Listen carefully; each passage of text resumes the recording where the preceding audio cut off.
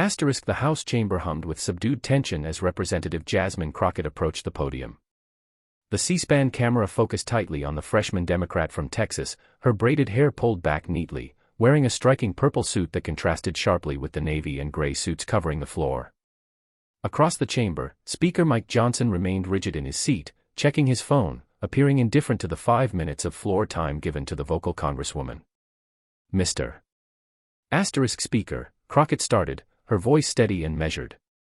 The room grew quieter as her words captured focus. Today I stand not as a Democrat speaking to a Republican, but as an American facing a grave violation of public confidence. Johnson glanced up momentarily, his expression maintaining trained impartiality. To him, it seemed like just another standard speech from the other side. He gave a small nod and went back to his phone. Crockett pressed on, her tone strengthening. Last week, you took this same podium and told the American people that the new border legislation was developed with, quote, complete transparency and exceptional bipartisan involvement. I hold documents that not only challenge that statement, but expose a disturbing trend of deliberate misinformation delivered to members of this body. This time, Johnson looked up fully, his forehead creasing. Several representatives nearby ceased their conversations, shifting toward Crockett.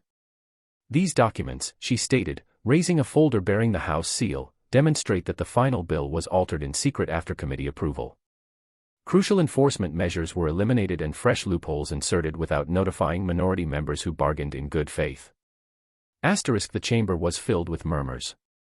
Johnson put his phone down, straightening in his seat as Republican whips started circulating through the aisles, whispering with urgency. But what's even more troubling, Crockett went on, piercing the growing noise, is what these documents reveal about who truly made those alterations. She stopped, meeting Johnson's gaze directly. Mr. Speaker, would you care to clarify why whole sections of this bill contain exact wording from private industry lobbyists, wording you yourself verified as drafted by staff? The room became hushed. Johnson's face paled as he motioned to the parliamentarian. Camera operators switched between Crockett's calm demeanor and Johnson's evident discomfort. Point of order, Mr. Speaker, shouted the Republican Majority Leader, attempting to break in. I still have 4 minutes and 20 seconds remaining, Crockett replied calmly. And I plan to use them. What happened next would ripple shock waves across Congress and upset Washington's balance of power. Voiceover. Before exploring the evidence Crockett disclosed, remember to like this video and subscribe for more detailed political breakdowns revealing what truly occurs inside Washington. Jasmine Crockett hadn't entered Congress to adhere to outdated norms. A civil rights lawyer prior to her 2022 election, she had forged her career through thorough preparation and an unyielding dedication to accountability. While many freshman lawmakers used their initial term to navigate the system, Crockett rapidly distinguished herself with her fact-based strategy and readiness to confront authority. She approaches Congress like a courtroom, her former law partner shared with the Texas Tribune. She collects evidence, constructs her argument, and delivers it without pause, regardless of who opposes her. This style gained her admiration from progressives, but positioned her as a regular target for conservative media, who branded her aggressive. Her viral CNN reply captured it perfectly. When men are straightforward, they're deemed effective. When I am, they label me aggressive. I'll remain aggressive for the voters who chose me. Across the chamber was Speaker Mike Johnson, who had assumed the gavel following Kevin McCarthy's ouster. The Louisiana Republican presented himself as a stable, faith-guided conservative able to unify a fractured GOP. His composed manner and fame for courtesy first won him favor from peers and the press. Johnson signals a return to civility, Sean Hannity proclaimed after his selection. He's a constitutionalist committed to transparency and open debate. But 7 months into his speakership, that perception was fading. Moderate Republicans privately grumbled about being marginalized, while Democrats charged him with violating negotiation commitments. The border bill, now central to this clash, had been promoted by Johnson as his landmark bipartisan achievement. After months of deadlock, it passed with backing from moderates on both sides. Johnson dedicated the next week to media appearances, hailing it as evidence that Congress could still collaborate across party lines. What the public was unaware of yet was that significant doubts had emerged regarding how the final text was crafted and if key promises from discussions had been upheld. The consequences extended well past one bill. With midterm elections nearing and congressional control in doubt, any attack on the speaker's honesty risked altering the political storyline. Asterisk for Republicans, charges of deceit struck right at their campaign theme of transparency and reform. This isn't merely about a policy dispute, political scientist Melissa Harris Perry noted that morning on MSNBC. It's about whether the legislative process itself remains trustworthy. For Johnson, the personal risks were enormous. Asterisk his political identity revolved around faith, honesty, and reliability. Any solid proof of deceit could ruin not just his agenda but his standing. For Crockett, the dangers were equally great. Challenging the speaker outright on the House floor with such accusations was daring. It might either raise her as a bold advocate for accountability or invite backlash if her proof proved insufficient. Asterisk the tension was evident. Republican members grouped near Johnson, murmuring tactics. Democrats observed intently, knowing that Crockett's following action would determine the moment's effect. As she readied to present her evidence, the seriousness of the event was obvious. A first-term congresswoman was openly charging the speaker with deceiving Congress. Asterisk it was an instance that could vanish swiftly or redefine norms of political accountability in Washington. Johnson straightened his tie and leaned toward the parliamentarian, possibly seeking a procedural way out. But before he could move, Crockett advanced. Before we review the modified bill text, Crockett said, let's first set the background that renders these changes so alarming. Asterisk I draw the chamber's attention to Exhibit A, she declared, as aides handed out documents to members. These are the official records from the last bipartisan negotiation meeting on the Border Security Act dated precisely 2 weeks ago. She displayed a portion on the screen viewable to all. Page 3 explicitly notes Speaker Johnson's own promise, and I quote, no substantial changes will be made to the enforcement provisions in sections 4 through 7 as agreed upon by this working group. Asterisk every Republican and Democratic participant in that group depended on that pledge when choosing to back the bill. C-SPAN cameras panned the chamber, capturing Republican members hastily reviewing their copies while Speaker Johnson quietly consulted the House parliamentarian.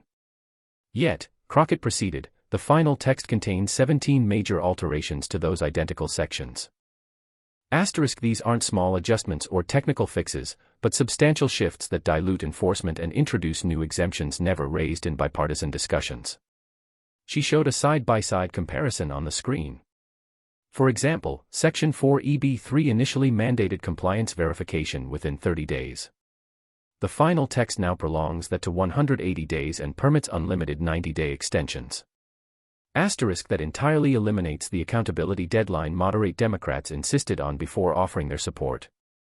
Whispers grew on the Democratic side of the chamber. Moderates who had supported the bill were observed conferring with their staff, gesturing to sections with increasing irritation. Johnson at last stood. Asterisk point of order, he addressed the presiding officer. The gentlewoman from Texas is distorting standard legislative revisions and implying bad faith where none existed. I value the speaker's explanation, Crockett answered steadily, but let's proceed to Exhibit B. Fresh documents emerged on the screen. Asterisk these are emails between the speaker's chief legislative aide and members of the Border Industry Coalition, a lobbying group for private detention contractors. Johnson's face tensed as she continued. This email, sent 3 days after the bipartisan agreement and 2 days before the final draft's release, includes an attachment named Proposed Modifications to Enforcement Provisions. Asterisk when we match that lobbyist-created document to the final bill text, 15 of the 17 changes align word for word.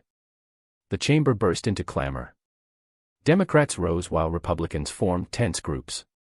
The presiding officer banged the gavel multiple times, fighting to regain order. Then Representative Jim Jordan, a close Johnson ally, moved toward the well, apparently prepared to intervene. Asterisk Crockett lifted her hand. I still hold my time, and I intend to use it, she stated resolutely. The evidence is not finished. Jordan went back to his seat. Crockett then unveiled Exhibit C. This may be the most critical document, she said. A text message between Speaker Johnson and the president of the Border Industry Coalition from the day before the final text's release. Asterisk the speaker texts, and I quote, changes implemented as discussed. Dems won't notice until after passage. We'll call you after the vote. The room went quiet. Johnson's complexion drained of color. Democrats appeared shocked, and even among Republicans, some looked uncomfortable while others attempted to support him. Mr. Speaker, Crockett said, directing her words to Johnson, would you like to explain to this chamber, particularly to the Democratic members who supported this bill in good faith, why you vowed no major changes while secretly coordinating with lobbyists to dilute key enforcement provisions? Johnson rose again, his voice strained. These allegations are being removed from context. Those interactions were part of routine stakeholder engagement to guarantee the law's practical application. No promises were violated in spirit or intent. The evidence indicates otherwise, Crockett countered. She showed a split screen with the bipartisan agreement text, the lobbyist suggestions, and the final bill. These aren't opinions. They're direct matches. The enforcement tools that secured bipartisan backing were silently weakened via industry input without alerting the members who negotiated them. The tension was now intense. The gavel banged repeatedly as members from both parties called for recognition. I have 1 minute remaining, Crockett declared over the din, her voice firm, and I want to use it to clarify why this is important. The room slowly hushed. All attention was on her. This isn't about policy disagreements, she said, deliberate and clear. It's about whether this body can operate with integrity. When lawmakers can't rely on good faith agreements being upheld, our institution collapses. When private interests can covertly rewrite legislation after bipartisan agreement, we cease being representatives of the people. She faced the full chamber, not only Johnson. I entered Congress believing that despite our differences, the integrity of our process was sacred. Today, I urge members of both parties to demonstrate that belief endures. As if timed perfectly, Crockett's 5 minutes ended precisely as she concluded. The impact of her precisely timed remarks hung in the air as the presiding officer, clearly rattled, declared, the gentlewoman's time has expired. But everyone in the chamber and millions viewing knew something much greater than time had just concluded. For several seconds, silence enveloped the chamber. Then, like a dam bursting, the room exploded. Democrats stood, some insisting on an immediate reply from Johnson, others demanding an urgent ethics probe. On the Republican side, responses divided sharply. Party leaders rallied around Johnson while several moderates stayed separate, clearly troubled as they reviewed the documents Crockett had shared. The presiding officer banged the gavel repeatedly. The House will be in order. The House will be in order. Finally, Majority Leader Steve Scalise was recognized. Mr. Speaker, I move that the House stand in recess subject to the call of the chair. Before the motion could advance, Democratic Leader Hakeem Jeffries rose. Objection. The House merits an immediate answer to these grave allegations. The Speaker must address this body now. The parliamentarian swiftly consulted the presiding officer, who seemed overwhelmed by the procedural strain developing. Amid the chaos, Johnson moved to the well of the House, indicating his desire to speak. The room quieted, all focus on him. I appreciate the opportunity to respond to these allegations, Johnson started, his voice more stable than his face. What Representative Crockett offered is a distorted narrative based on cherry-picked evidence and twisted communications. He stood taller, attempting to convey assurance. The changes to the final text were technical tweaks intended to preserve our bipartisan deal while ensuring the law's feasible enforcement. Input came from various stakeholders, including industry experts with pertinent knowledge. This is common legislative procedure.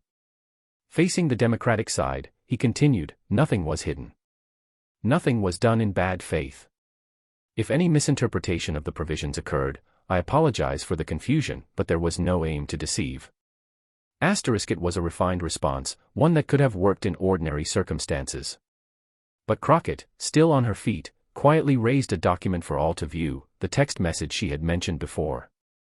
Changes implemented as discussed. Dems won't notice until after passage. We'll call you after the vote. Johnson halted mid-sentence, his argument clashing with the proof. The chamber observed as he tried to align his assertions of transparency with the facts in front of him. Then, surprisingly, Representative Don Bacon, a moderate Republican from Nebraska, rose.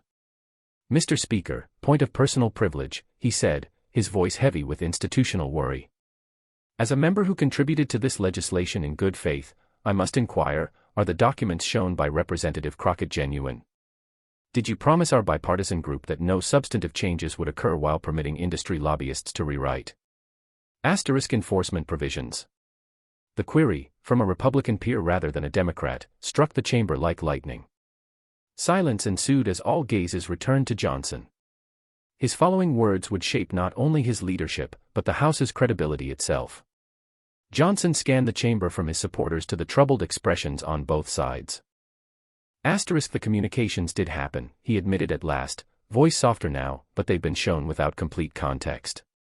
The revisions fell within my authority as Speaker to implement. An audible gasp spread through the room. It wasn't a complete confession, but nor was it a rejection. Representative Bacon stayed standing. With respect, Mr. Speaker, authority isn't the concern. Trust is. If we can't rely on bipartisan agreements being respected, how can this body operate? The question hung without answer as more Republicans clearly separated from party leadership. What started as a 5-minute speech by a freshman Democrat had ballooned into a complete crisis of faith in the Speaker's guidance. Detecting the shifting tide, Jeffrey stood again. In view of these exceptional events, I move that the House create a special bipartisan committee to probe the allegations concerning the Border Security Act and deliver findings within 14 days. In a notable twist, Representative Bacon followed right away. I second the motion and encourage my Republican colleagues to back it. If we value transparency and integrity, we should embrace the chance to reveal the full truth. Johnson remained frozen at the podium, witnessing his authority's base erode in real time. The presiding officer, uncertain how to handle the unprecedented split, looked helplessly to the parliamentarian. Then Crockett spoke again, her tone serene, unwavering, and without aggression. This isn't about partisanship. This moment concerns whether cross-party agreements still carry weight. Every member of Congress, no matter the party, has an interest in safeguarding that vital trust. The precision and honesty in her statement appeared to echo through the chamber. Lawmakers from both parties nodded in agreement, recognizing that something fundamental to their institution had been endangered, even if only momentarily bridging partisan gaps. As leaders from both sides met with the parliamentarian to determine next actions, cameras captured Johnson seated alone at the leadership desk, his physical solitude reflecting his precarious political position.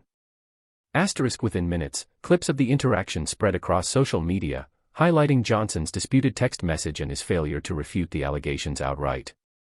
What began as a routine 5-minute floor speech had swiftly turned into one of the most impactful congressional clashes in recent history. It uncovered not just possible wrongdoing in one bill, but also broader worries about the legislative process's integrity itself. The repercussions of Crockett's 5-minute speech extended far past the House chamber. Within an hour, Johnson exposed and Crockett receipts were trending across the country. News notifications illuminated phones throughout Washington as networks broke into regular programming to broadcast what CNN's Jake Tapper called one of the most pivotal congressional confrontations in modern times. This wasn't just political. Theater, clarified former House parliamentarian Charles Johnson on MSNBC. Representative Crockett provided documented evidence that the Speaker of the House covertly modified bipartisan legislation after consensus, potentially breaching both House rules and the core trust that enables Congress to operate. Outside the chamber, journalists swarmed lawmakers for comments. The partisan divide was clear, but not absolute. Democratic Representative Alexandria Ocasio-Cortez voiced open respect. What Congresswoman Crockett accomplished today was extraordinary. She didn't merely accuse. She delivered proof. This is accountability unfolding live. Republican responses mirrored increasing internal strain. Johnson's supporters downplayed the documents as selective or deceptive, while moderate Republicans expressed deep concern. Representative Don Bacon elaborated on his prior comments. If these claims hold true, they signify a severe violation of trust in our legislative framework. That's not partisan. It's about safeguarding Congress's integrity. By evening, the political consequences had intensified. After a strained Republican conference session, Johnson issued a written statement. I regard concerns over legislative transparency with seriousness. While engaging stakeholders is a standard element of the process, I regret any perception that amendments to the Border Security Act occurred without complete disclosure or in bad faith. I support a comprehensive review of the facts. His guarded language, however, only heightened examination. On Fox News, even usually favorable hosts wondered if Johnson had eroded trust. Whatever your views, said conservative commentator Guy Benson. If you assure lawmakers one thing and text industry leaders another, that's a genuine credibility problem. Asterisk overnight surveys captured the public's response. Johnson's approval rating fell 14 points in the initial post-hearing poll. More troubling for GOP leaders, 62% of independents and 41% of Republicans stated they viewed Crockett's evidence as concerning or very concerning. Behind-the-scenes planning escalated. Democratic leaders, detecting advantage before midterms, declared they would push a vote to create a special investigative committee if Republicans didn't consent voluntarily. Asterisk simultaneously, accounts emerged that moderate Republicans were quietly doubting if Johnson could stay in leadership. For Crockett, the fallout brought a swift surge in national prominence. Her composed, evidence-focused method earned acclaim, even from surprising sources. Whatever one thinks of her politics, wrote conservative columnist Jonah Goldberg. Asterisk Crockett demonstrated what effective congressional oversight entails. Facts over rhetoric. 3 days following the confrontation, Washington was shocked when 23 moderate Republicans allied with Democrats to form a bipartisan special committee to examine the Border Security Act allegations. Asterisk the motion succeeded 255 to 180, a stark condemnation of Johnson's leadership and an endorsement of Crockett's approach. In another blow to Johnson, Republican Representatives Don Bacon, Brian Fitzpatrick, and Nancy Mace issued a joint statement. The legislative process's integrity must surpass party allegiance. When valid questions arise about whether bipartisan agreements were honored, all members bear a responsibility to seek the truth. Asterisk the new committee featured equal Republican and Democratic membership, chaired by moderate Republican Mike Turner with Crockett as vice chair, officially recognizing her key role in uncovering the matter and indicating her expanding sway in Congress. For Johnson, the political pressure only increased. Asterisk a week later, the conservative Washington Examiner released further documents bolstering Crockett's assertions, including texts between Johnson's staff and industry representatives exploring methods to evade enforcement provisions without informing Democratic partners. As demands mounted, Johnson spoke to the Republican conference in private. Asterisk multiple participants reported that he gave a more frank acknowledgement than previously. I erred in managing the final bill. I think the revisions were essential for implementation, but I should have been open with all members who assisted in drafting the legislation. But trust, once shattered, is hard to repair. His concession didn't halt the growing unrest. Asterisk 2 weeks after Crockett's 5-minute floor speech, Republican Representative Ken Buck of Colorado became the first to openly demand Johnson's resignation as Speaker. Trust, once lost, is hard to restore, Buck declared. For the good of this institution and effective governance, Speaker Johnson should step aside.